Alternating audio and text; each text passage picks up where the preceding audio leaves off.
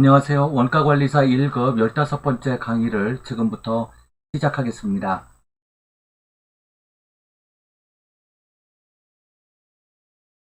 오늘은 원가조업도 이익분석이고요.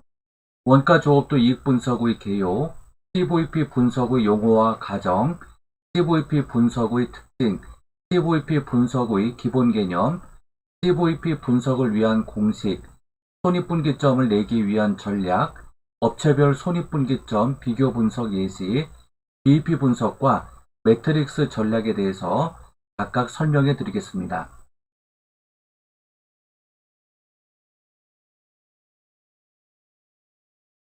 원가조업도 이익분석의 개요입니다. 원가조업도 이익분석은 Cost Volume Profit Analysis라고 해서요, 줄여서 CVP라고 이렇게 얘기합니다. 이러한 CVP 분석은 생산량이나 판매량의 변화가 원가와 수익에 미치는 영향을 분석해서 기업의 단기적 의사결정에 이용 가능한 의사결정에 필요한 분석 기법입니다. 다시 말한다면 조업도, 즉 볼륨의 변화가 원가 및 수익, 이익에 어떠한 영향을 각각 미치는지를 분석하는 기법입니다. 원가 조업도 이익 분석은 각각의 첫 글자를 따서 CVP 분석이라고 하죠. 제품의 판매 가격, 생산량 또는 판매량. CVP 분석에서는 생산량과 판매량은 같다고 봅니다. 그래서 조업도라고 부르게 되죠. 그리고 단위당 변동원가, 총고정원가 등의 관계를 분석하는데 주로 이용되는 기법입니다. CVP 분석이 필요한 대표적인 항목들을 다음과 같이 예로 들면 주문의 수락 또는 거부를 CVP 분석을 통해서 결정할 수 있는 의사결정의 근거 자료가 됩니다. 특정 제품 생산 라인의 개선을 도모하는 데 이용될 수 있고요. 원부자재 구입 가격의 합리적 결정을 도모하는 데 도움이 됩니다. 제품의 자가제조 또는 외부 위탁제조를 선택하는 데 도움이 되고요. 제품의 합리적인 가격을 결정하는 데에도 도움을 줍니다. 그리고 이 9가지 전제 조건이 필요한데요. 이익을 0으로 하기까지의 조업도는 얼마인가를 보는 것입니다. 즉 0에서 출발하는 총수익이 우상향하는 선형으로 그려집니다. 그리고 고정원가가 일정한 범위에서 일정한 높이에서 출발을 하죠. 그래서 총수익 곡선과 총고정원가의 곡선이 그려지고요. 그 다음에 변동원가는 총수익과 비례하여 올라가는데 변동원가와 고정원가를 합한 총원가가 고정원가 높이에서 시작이 되어서 이렇게 그려지게 됩니다. 그것을 총원가라고 합니다. 총원가는 총변동원가와 총고정원가의 합입니다.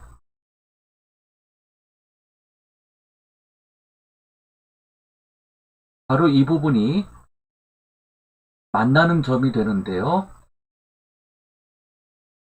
이것을 브레이크 이븐 포인트 BEP라고 합니다. 총 수익에서 총 원가를 브레이크하는 지점이죠. 부딪히는, 그래서 깨어 부수는 지점이고, 평평하다 할 때 브레이크 이분이라는 단어를 써요. 그래서 총 수익에서 총 원가를 뺀 이익이 제로가 되는 지점이에요. 여기서부터 생산량을 늘려나가면 총 수익 곡선이 올라가게 되고 총 원가를 상회하는 지점이 나오게 되는데, 이 부분이 바로 베네핏이 되는 구간이 되죠. 가져갈 수 있는 수익이 됩니다. 이익이 되죠. 가져갈 수 있는 이익이 됩니다. 그러면 이 제로가 되는 지점의 총 수익이 얼마가 될 것이냐, 이거를 알게 되면 이 수익 이상, 즉 이 판매가액 이상 단가를 올리게 되면 기업은 베네핏을 가져갈 수 있는 이익을 얻게 되는 것입니다. 두 번째로, 일정한 목표 판매량에서 얻을 수 있는 매출이익은 얼마인가? 이것을 T&I 분석이라고 하는데요. 타겟 넷 인컴이라고 합니다. T&I 설정이 가능해지죠. 그래서 몇 개 이상 판매를 하게 되면 매출이익을, 즉 경영주가 목표한 매출이익을 가져갈 수 있는 포지션이 나오게 됩니다. 세 번째로, 목표이익을 얻을 수 있는데 필요한 판매량과 매출액은 각각 얼마가 되는 것일까? 그리고 네 번째로, 기업에 맞는 제품별 소비자 판매 가격은, 즉 기업에 맞다라는 것은 기업이 부담하는 총 원가를 해소할 수 있는 소비자 판가를 정하는 데 기여합니다. 그리고 다섯 번째, 기업의 적정 생산량 및 판매량, 기업의 캐파시티에 맞는 생산량, 이에 따른 판매량을 알 수 있고요. 여섯 번째, 가격의 변화 및 원가의 변화에 따라 이익과 손익분기점에 미치는 영향을 알 수가 있습니다. 일곱 번째, 특정 공정부문을 유지하고 어떤 공정부문은 해지해야 되는가를 알 수가 있고요. 여덟 번째, 제품별 공헌이익을 내기 위해서는 어떻게 하는 것이 가장 좋은 전략인지도 알 수 있습니다. 매출액을 올릴 수 없다면, 아홉 번째로요, 공헌이익을 내기 위해서 어떠한 전략들이 필요한 것인가를 알 수가 있죠. CVP 분석의 용어에 대해서, 그리고 과정에 대해서 좀 더 자세히 알아보겠습니다. 먼저 CVP 분석에서 사용되는 용어입니다. CVP 분석에서는 영업이익, 총수익, 총비용 사이에 다음과 같은 관계가 성립되는 점을 먼저 이해해야 합니다.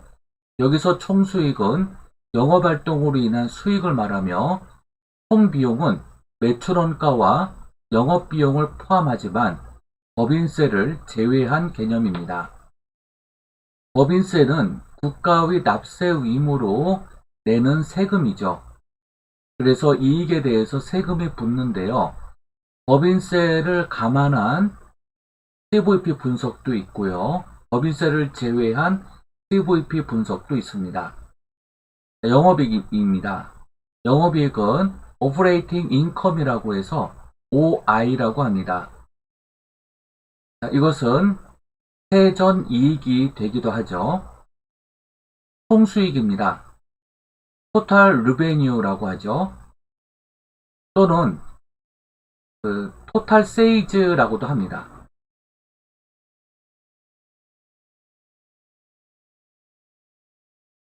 총 판매 수익이죠. 그래서 TR 또는 TS 이렇게 쓰이기도 합니다. 총 비용은 Total Cost TC라고 하죠. 총 수익과 총 비용은 생산량이 증감함에 따라 그 금액이 동일하게 증감하죠. 제품의 단위당 판매 가격과 단위당 변동 원가가 제품의 생산량과 관계없이 일정하다고 가정하면 총수익과 총비용을 다음과 같이 나타낼 수가 있습니다. 총수익 TR은 단위당 판매 가격 곱하기 판매량이 됩니다. 그리고 이 판매량은 곧 생산량을 의미하기도 합니다. 이 부분이 손익계산서와 달라요. 손익분기점에서의 판매량은 생산된 양을 기준으로 한다는 것이고요. 손익계산서에서의 판매량은 실제 판매량을 얘기하죠. 토탈 코스트인 총비용을 보면 총 변동 원가 그리고 총 고정 원가를 더해서 구하고요. 단위당 변동 원가에 판매량을 곱하고 총 고정 원가를 더한 값과 일치하게 됩니다. 총수익은 단위당 판매 가격 프라이스에 생산량 또는 판매량 quantity Q를 곱한 값이 됩니다. 총비용은 총 변동 원가 total variable cost 그리고 총 고정 원가 total fixed cost의 합계를 얘기합니다.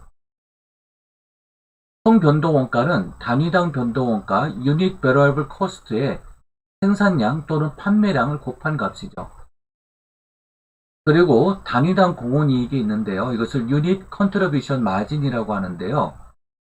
공원이익은 제품 한 단위의 판매가 고정 원가를 회수하고 이익을 창출하는데 얼마나 공헌하는가를 나타나는 개념이기도 하고요. 또 하나의 어떤 개념이 있냐면 총 수익의 총 변동 원가를 차감하여 총 공헌이익을 구하는 산식이죠. 총 수익을 얻기 위하여 변동 원가, 즉 총 수익과 직접적 연관성이 있는 총 변동 원가를 차감을 한 것입니다. 그러면 이 변동 원가는 총 수익에 기여를 했죠. 다시 얘기하면 공헌을 했어요. 공헌을 해서 나온 이익이기 때문에 공헌이익이라고도 합니다. 여기에서 마이너스 총 고정 원가를 부담할 수 있어야 되죠. 그래서 총이익이 나오게끔 해야 되겠죠. 그 다음에 이 공헌이익을 또 다른 말로 한계이익이라고 부릅니다. 한계선상에 오른 이익이란 뜻으로 변동원가는 생산량 이퀄 판매량입니다. 즉 판매량이 증가할수록 총 변동원가도 비례하여 증가합니다. 그러다 보니까 생산량, 즉 판매량이 증가하면서 총 변동원가도 증가하기 때문에 이익은 항상 일정한 범위 안에서만 산출이 됩니다. 더 이상 오르지 않는 이익, 이것을 한계이익이라고 부르는 것이죠.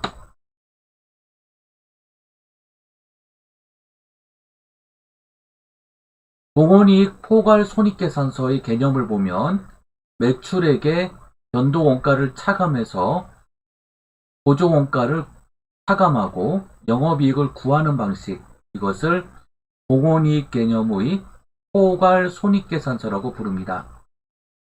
위에서 살펴본 단위당 공헌이익이 단위당 판매 가격에서 차지하는 비율을 공헌이익률, Contribution Margin Ratio, CMR이라고 부릅니다. 공헌이익률을 알아야 손익분기점 매출액을 구할 수 있기 때문에 공헌이익률은 반드시 계산될 필요가 있는 것이죠. 공헌이익률은 매출액에서 고정원가의 회수 및 이익을 획득하는데 기업에 얼마만큼 공헌하는가를 비율로 나타낸 것이기도 합니다. 그래서 금액적 측면보다 비율의 측면이 중요한 이유는 다음과 같은데요. 예를 들면 단위당 판매 가격이 1,000원이고 공헌이익률이 40%라고 하면 제품 한 단위를 추가 판매함에 따라 400원만큼의 이익이 증가한다는 정보를 주게 됩니다.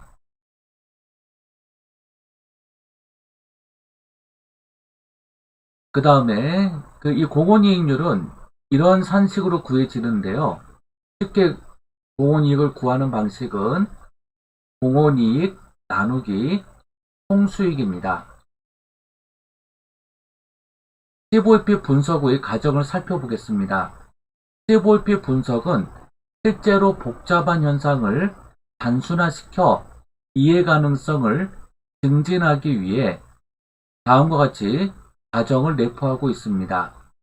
첫 번째, 수익과 원가를 변화시키는 수익 동인, revenue 드라이버와 원가 동인, 코스트 드라이버는 제품의 생산량과 판매량에 의해서만 발생한다고 가정하는 단일 동인, 싱글 드라이버의 모형입니다. 현실에서는 수익과 원가에 영향을 미치는 요인에는 조업도 이외에도 경제 성장률도 있고요. 소비자 선호도도 있고요. 또 경쟁 기업의 상황에 따라서도 달라지고요. 종업원의 사기, 설비의 이용 가능 정도, 기술의 변화, 생산 요소에 따른 가격 변화 등이 있습니다. 이와 같은 여러 종류의 수익 동인과 원가 동인을 사용하여 복잡한 모형을 만들 수 있는데요. 이를 통해 얻는 효익이 발생하는 원가를 초과하는 경우, 즉 이러한 것들을 모두 얻게 되려면 추가 비용 등이 발생하게 될 텐데요. 이렇게 해서 얻는 효익이 원가를 초과할 때에는 바로 효익이 원가를 초과할 때만 사용이 가능하다는 얘기고요. 만약에 이러한 비용 등이 효익보다 크다면 당연히 사용하면 안 되겠죠. 두 번째로 모든 원가를 고정원가와 변동원가만 있다고 보는 가정이고요. 세 번째로 기본적인 CVP 분석 모형은 단기적 의사결정에서만 사용하여야 합니다. 그러므로 조업도가 크게 변동하지 않는 단기간의 관련 범위 내에서 사용되기 때문에 고정원가는 관련 범위 내에서는 항상 일정하다고 가정하는 것입니다. 고정원가도 일정한 파동이 있어서요. 이렇게 높낮이가 있겠죠. 근데 이렇게 일정할 때 보는 것이죠.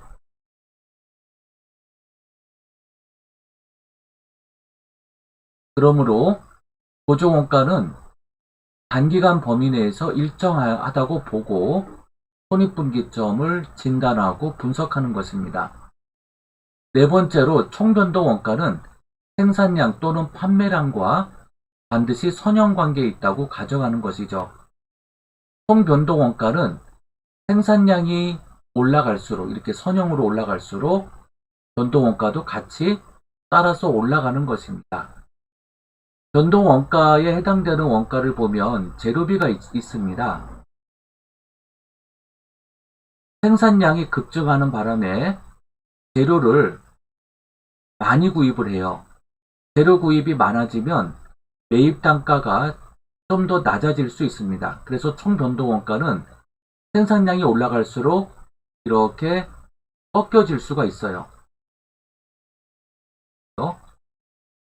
이런 관계가 성립될 수 있습니다. 그런데 단기간 내에 보고하는 것이므로 재료를 많이 구입했다고 해서 단위당 원가가 인하된다는 가정을 버리고 항상 우상향하는 선형곡선으로 보는 것이죠. 그래서 단기간 의사결정을 다루기 때문에 관련 범위 내에서는 생산량 또는 판매량에 비례한다고 보는 것입니다. 다섯 번째로 현실적으로 수량 할인, 현금 할인 등이 존재합니다. 즉 생산 공급이 높아질수록 일정한 생산되는 수량의 판매 단가가 인하될 수가 있어요. 그럼 이렇게 가다가 좀 어느 정도 완만하게 곡선이 휘어질 수가 있습니다. 이러한 것들을 버리고 항상 일정하게 우상향한다고 보는 것이에요. 그래서 항상 일정하다. 그래서 선형으로 우상향한다고 가정합니다. 여섯 번째로 단위당 판매 가격, 단위당 변동원가, 보조원가는 이미 알려져 있다고 가정하고요. 일곱 번째로 CVP 분석에서는 재고자산의 수준이 변동하지 않고 생산량은 모두 판매되어서, 그래서 생산은 곧 판매로 보는 것입니다. 즉, 단기 의사결정을 위한 분석 도구인 CVP 분석은 단기 발생 원가, 발생 주의에 따라 단기 발생 원가를 고려하는 것이죠. 손익계산서의 매출 원가는 어떤가요? 기말 제품 재고액을 차감하여 구하죠. 그래서 재고를 인정합니다. 그런데 손익분기점에서는 재고 없이 모두 생산된 것은 판매된 것으로 보고, 그러다 보니까 여기에 해당하는 변동원가와 고정원가도 발생 주의에 따라 발생한 모든 원가는 해당 원가로 모두 인정하게 되죠. 전기에 발생한 원가를 포함하는 재고자산은 분석 대상에서 제외될 수밖에 없습니다. 여덟 번째로 CVP 분석에서는 기업이 다수의 제품을 생산, 판매하는 경우에도 제품의 매출 배합이 일정하다고 가정합니다. 아홉 번째로 모든 수익과 원가에 대한 화폐의 시간 가치를 고려하지 않습니다. 세 번째, CVP 분석의 특징을 보면요. 판매량의 변동이 있을 때, 즉 판매량이 감소하면 변동비율, 공헌이익률은 항상 일정하죠. 즉 판매량의 감소, 증가와 관계없이 변동비율, 공헌이익률은 항상 불변합니다. 그러나 경상이익이라고 제가 표현을 했는데요. 2005년에 이미 폐지가 되었습니다. 그런데 손익분기점을 설명하기 위해서 공헌이익에서 고정비를 차감한 후에 이익으로 이렇게 얘기를 하게 됩니다. 그래서 경상이익 해도 되고 영업이익 해도 되는데요. 일단 경영상 이익으로 보고요.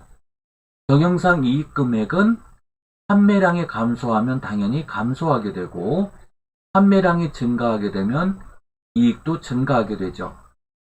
판매 단가의 변동이 있게 되면 어떻게 될까요? 변동 비율, 즉 판매 단가를 감소시키면 해당 변동 비율은 올라가게 됩니다. 이에 따라서 공헌이익률은 감소하게 되죠. 그리고 경상이익도 감소하게 됩니다. 판매 단가를 올리면 어떻게 될까요? 변동 비율은 떨어지고요. 이에 따라 한계 이익률인 공헌이익률은 올라가게 됩니다. 그러므로 경상이익이 증가되는 것이죠. 변동비를 증감시켜 보겠습니다. 변동비를 감소시키면 절감을 통해 감소가 있게 되면 변동비율은 내려가고, 이에 따라 한계 이익률인 공헌이익률은 증가하게 됩니다. 당연히 경상이익도 증가하게 되죠. 변동비를 높이게 되면 변동비율은 그만큼 올라가게 되고요. 공헌이익률은 떨어지게 됩니다. 이에 따라 경상이익도 감소하게 되죠. 고정비를 보겠습니다. 고정비의 증감은 변동비율과 공헌이익률에 아무런 영향을 주지 않습니다. 다만 경상이익에 영향을 주게 되죠. 자, 이제 CVP 분석 개념을 하나하나 보겠습니다. 컨트리뷰션 마진, 공헌이익을 보겠습니다. 매출액에서 변동원가를 차감한 금액입니다. 아까 설명했듯이 보조원가를 회수하고 경상이익 또 영업이익이 얼마만큼 올라갈 수 있는지를 보는 것이죠. 단위당 공헌이익입니다. 컨트리뷰션 마진 per unit인데요. 단위당 판매 가격에서 단위당 변동원가를 차감하여 구한 것이죠. 공헌이익률입니다. 컨트리뷰션 마진 레이티오는 공헌이익의 총 수익을 나눠서 구하죠. 단위당 공헌이익도 마찬가지 단위당 판가에 나누어서 구하게 됩니다. 공헌이익률은 전체 매출액 중 몇 %가 보조원가의 회수 및 이익 창출에 공헌하였는가를 나타내는 것이죠. 그래서 매출액의 변화가 기업의 순이익에 미치는 영향을 분석할 때 공헌이익보다는 좀 더 유용하게 사용될 수가 있죠. 예를 들어 공헌이익이 10원으로 동일해요. A, B 두 제품이 공헌이익이 10원입니다.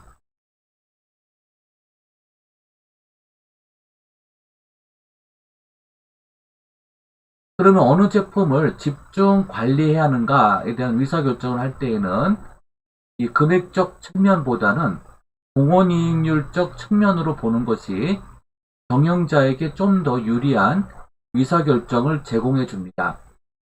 A의 판가가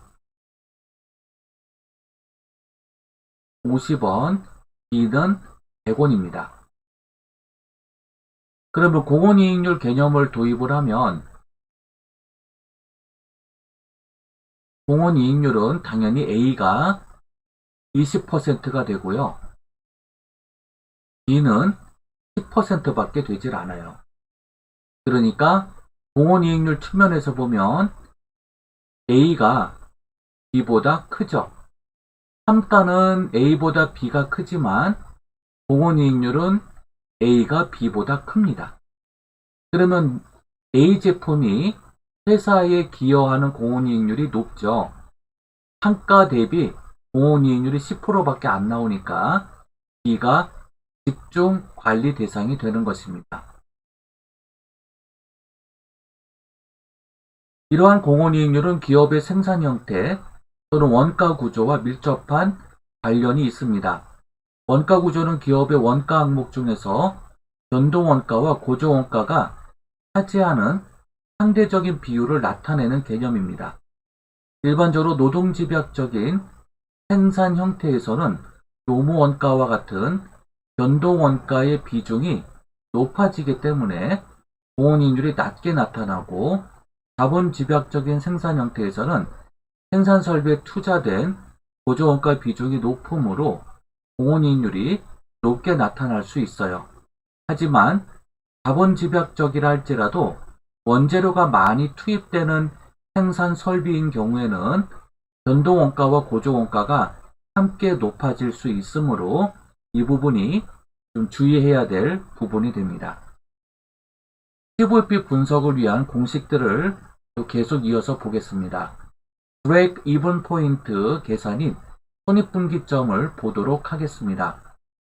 손익분기점 판매량은 고정원가에 단위당 공헌이익을 나누면 손익분기점을 내기 위한 판매량이 되고요.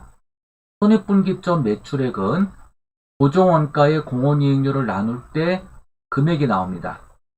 손익분기점 비율은 고정원가에서 공헌이익을 나눌 때 비율이 나오게 되죠. 타겟 넷 인컴, 목표이익을 어떻게 분석하는지 보겠습니다. 목표이익을 달성하기 위한 적정 판매량을 보면, 즉 생산량이 되기도 하는데요.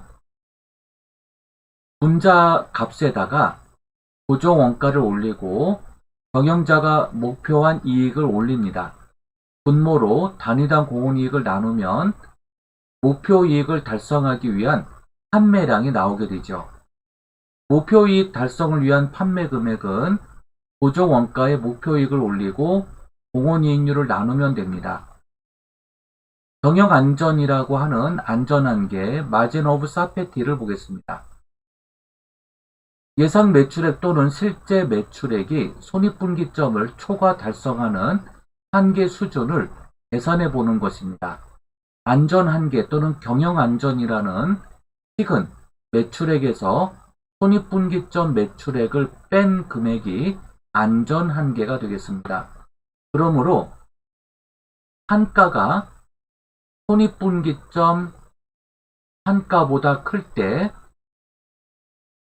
적정 판가가 되는 것이죠. 안전한계는 손실을 발생시키지 않으면서 허용 가능한 매출액의 어느 정도의 감소액까지 볼 수 있는지를 보는 것이에요. 즉, 견적가액을 낼 때에도 활용될 수 있는데요. 손익분기점 판가보다 판가를 높게 책정한 후 내고를 할 때 내고 견적가를 구할 때 판가를 점차 인하시켜 보는 겁니다. 손익분기점 판가보다는 높게 책정을 하고 손익분기점 판가보다 비슷해지거나 떨어지지 않도록 판가를 인하시켜 나갈 수 있습니다. 그래서 내고 견적가로도 꽤 유용하게 활용될 수 있는 것이죠. 법인세를 고려한 CVP 분석을 보겠습니다. 세후 이익, net income은 영업의 수익과 영업의 비용을 0으로 가정하고 세전 이익에서 법인세, corporate tax를 차감한 금액입니다. 법인세는 세전 이익에 법인세율, corporate tax rate를 곱한 값이 됩니다.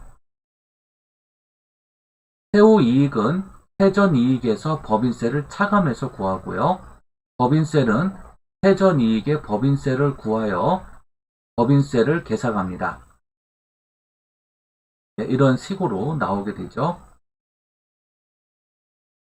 네, 이런 식은 저희 이전에 설명드렸던 간단하게 요약된 식을 참조하시면 되겠습니다. 여섯 번째로 손익분기점을 내기 위한 전략을 보겠습니다. 손익분기점을 정기적으로 산출해서 보고를 하고 손익분기점을 위한 전략을 그때그때 짜내게 되면 기업은 안정적으로 경영이 계속적으로 유지 가능한 회사 기업 형태로 계속 나아갈 수 있게 됩니다. 여러 제품들을 테이블에다 올려놓고요. 손익분기점을 구해서 경영 안전율이 가장 높은 제품과 가장 낮은 제품을 서로 비교해보는 과정입니다.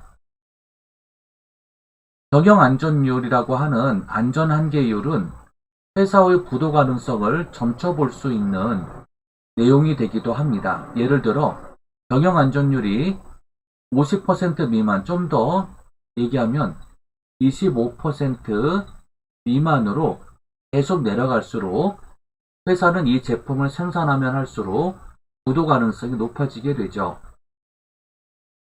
이 경영 안전율은 1- 손익분기점 비율로 구합니다.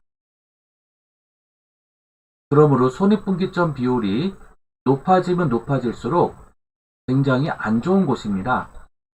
그래서 손익분기점 비율은 낮을수록 좋은 거예요. 손익분기점 비율의 적정 비율은 75%입니다.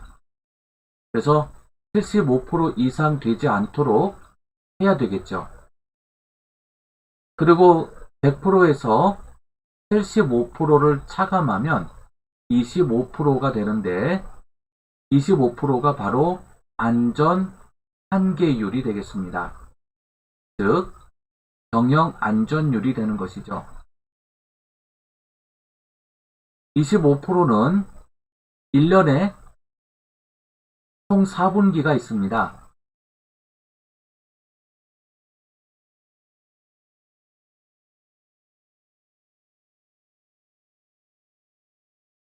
각각 25%의 비율로 책정이 되고요.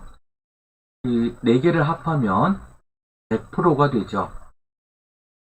그래서 한 분기에 25% 이상 되도록 관리가 된다면 회사는 좀 더 안정적인 경영을 펼쳐나갈 수 있게 된다는 의미입니다. 기업의 재무제표를 기준으로 손익분기점을 비교해 볼 수도 있어요. 2011년도와 2012년도가 있습니다. A업체, B업체도 2011년, 2012년도가 있는데요. A가 B보다 매출액이 커요. 그런데 BP율을 보면 B보다 낮아요. 변동원가를 보면 이렇게 이제 차지하고 있는데요. 변동비가 매출액의 70% 비율로 차지하고 있습니다. 이렇게요. 그 다음에 한계이익률 이렇게 나오고요. 고정비가 27% 정도 매출액에서 차지하고 있습니다. 근데 B업체를 보면 고정 비율이 43%가 되네요. 그래서 일반적으로 변동비가 고정비보다 높을 때 이익도 높아지는 것을 볼 수가 있습니다. 변동비는 매출에 기여한다고 보고 매출에 기여하는 그런 경비들만 변동비로 구분을 했어요. 그래서 이 B업체보다 A업체가 상당히 좋은 걸로 나오게 되죠. 자, 이것을 매트릭스 분석이라고 하는데요. 4개의 방에, 즉 4분면에다가 해당 제품이나 또 해당 연도의 재무제표를 이렇게 원으로 표시해서 어느 위치에 있는지에 따라서 그 포지셔닝을 분석해 보는 방법입니다. 4분면 매트릭스를 통한 전략 계획을 보겠습니다. 4분면은 왼쪽을 픽스 코스트 레이트로 놓고요.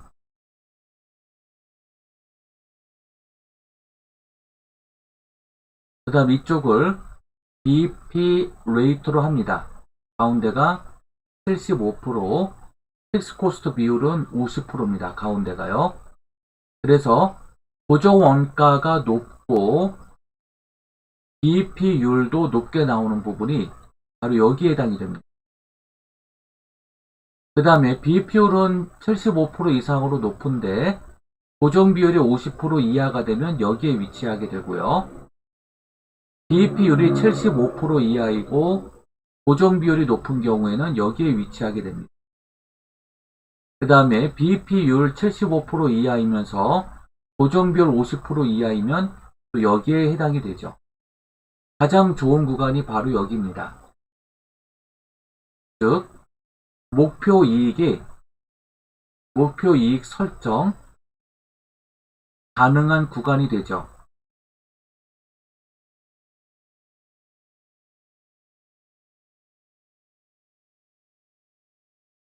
자, 고정비 과다로 고정비를 많이 차지하는 제품 생산인 경우에는 왼쪽으로 이동시킬 필요가 있게 됩니다. 그래서 대량 생산을 통해서 규모의 경제적 이익을 얻게 되면 고정비는 희석되기 때문이죠. 반대로 제로비 등 변동비가 많이 들어가는 제품은 고정비보다 변동비가 클 경우에는単가를 올려서 목표 설정이 가능한 이익 극대화용으로 이동시키는 것이 바람직하게 되겠죠. 그래서 이렇게 고정비 과다 제품은 여기에, 변동비 과다 제품은 이쪽으로 이동시키는 전략들이 필요하게 됩니다. BEP표와 매트릭스표를 비교해서 보면은 고정비가 상당히 높죠. 그러다 보니까 베네핏 구간이 좁아요.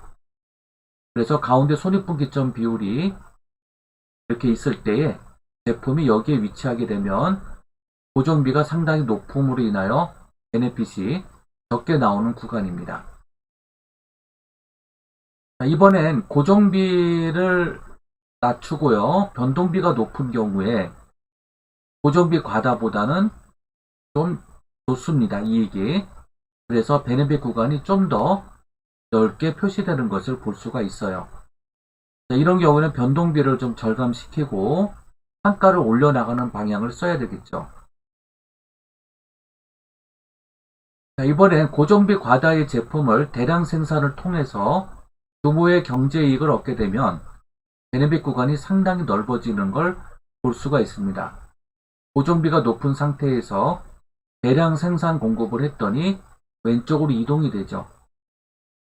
그리고 더더욱 생산량을 높이게 되면은, 이렇게 높이게 되면은 고정비는 항상 일정하게 나가기 때문에 여기에 위치해 있죠.